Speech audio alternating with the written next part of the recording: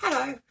So, this whole lockdown thing has got me writing a bit more than I was doing before. I was writing quite a lot when I was growing up and going through uni and stuff. But because of going to work and the pressure from that, I kind of stopped writing. But there are a few stories that I need to finish before their stories just kind of disappear out of my head. So yeah, stories.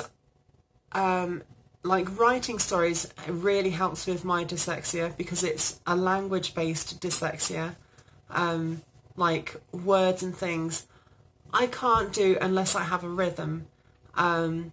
Reading things I can't do unless there's a sort of rhythm. Writing things helps order that. But reading something that I've written is very difficult because my handwriting is absolutely shocking. Look at that. It is absolutely shocking. So I'm going to attempt to read a bit of a story that I've written. It's called The Night Forest. And it's about a girl who astral projects during the night, and she goes to a forest that is basically different.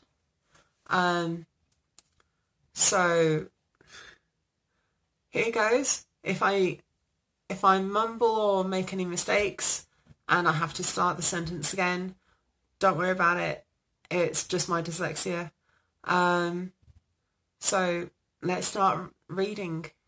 The Night Forest. Moonlight shone through the trees, flickering on the ground as a light breeze flitted in the air, the only sounds coming from the light movement of the branches.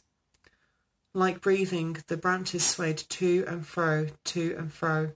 She moved through the trees, slowly remaining in the shadows as much as possible.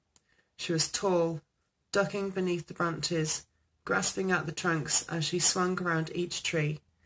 Every step was silent, carefully placed on the soft ground.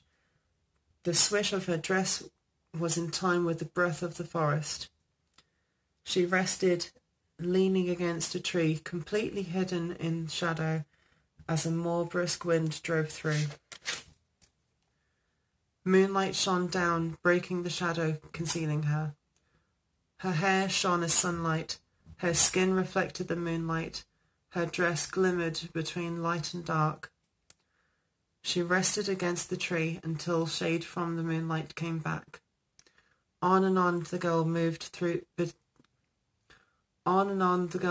between the trees. The hours passed and the moon started to set. She came across a clearing. The girl looked into the clearing from the safety of the trees. She looked forward at the house there and saw that there was no one awake.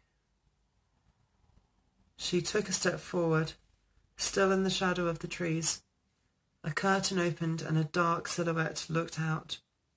The girl looked at the silhouette and the silhouette looked back. They stared without moving for a long time. A ray of sunshine hit the window where the silhouette was standing and reflected onto the girl. She blinked and shook her head as sunlight dawned around her. She looked out of the window, and where she was standing before, she sighed, wanting the night to come back, the night where she could be free. Looking out of the window again, the girl decided to eventually start the day and got dressed. So,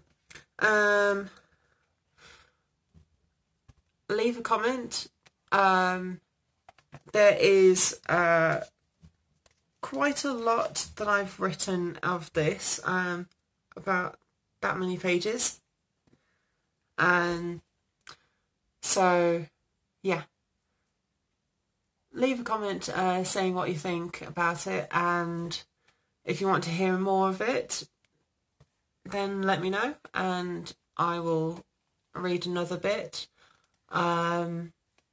If you want to hear some of my other stories, then just write it down, saying that you want to hear more, because I've got a few stories dotted around. Yeah. Okay. So I will go now, and I'm going to go back to sleep. Okay. Bye.